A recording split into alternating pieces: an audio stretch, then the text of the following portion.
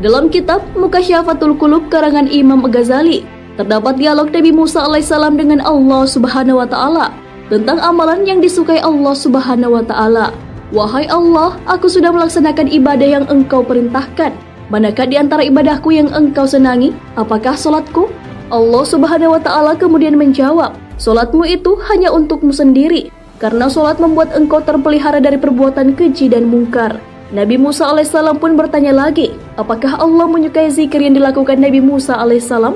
Allah pun menjawab, zikirmu itu untuk dirimu sendiri, karena zikir membuat hatimu menjadi tenang.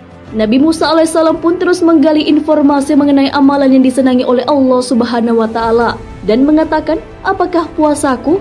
Kemudian Allah Subhanahu wa taala menjawab, puasamu itu hanya untukmu saja, karena puasa melatih diri dan mengekang hawa nafsu.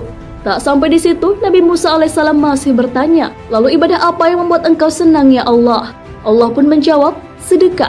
Tak kala engkau membahagiakan orang yang sedang kesusahan dengan sedekah, sesungguhnya aku berada di sampingnya.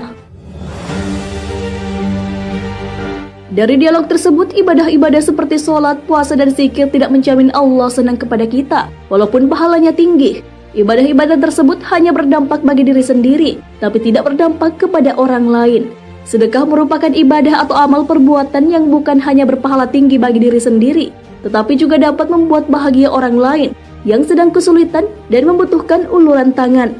Hal inilah yang disenangi oleh Allah Subhanahu wa taala. Abdul Aziz bin Umair mengatakan bahwa sholat hanya mengantarkan kita setengah perjalanan menuju surga, sedangkan puasa mengantarkan kita ke depan pintu surga. Namun sedekah membuat kita masuk ke dalam surga. Para ulama besar juga senantiasa mengingatkan akan pentingnya sedekah. Apabila seseorang yang hanya fokus dengan ritual ibadah untuk diri sendiri, seperti sholat, puasa, dan zikir, hal itu belum menjadi upaya untuk mencintai Allah Subhanahu wa taala. Seseorang yang hanya fokus dengan ibadah yang bermanfaat untuk dirinya sendiri, belum memenuhi syarat untuk masuk ke surga. Adanya sedekah menjadi penyempurna amal ibadah untuk mengantarkan ke surga.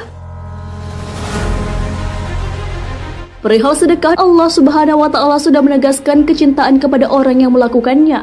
Hal ini sesuai dengan firman Allah Subhanahu wa taala, sedekah, infak, zakat, dan perbuatan baikmu, itulah yang membuat aku senang, karena tak kala engkau membahagiakan orang yang sedang susah, aku hadir di sampingnya, dan aku akan menggantinya dengan ganjaran 700 kali lipat.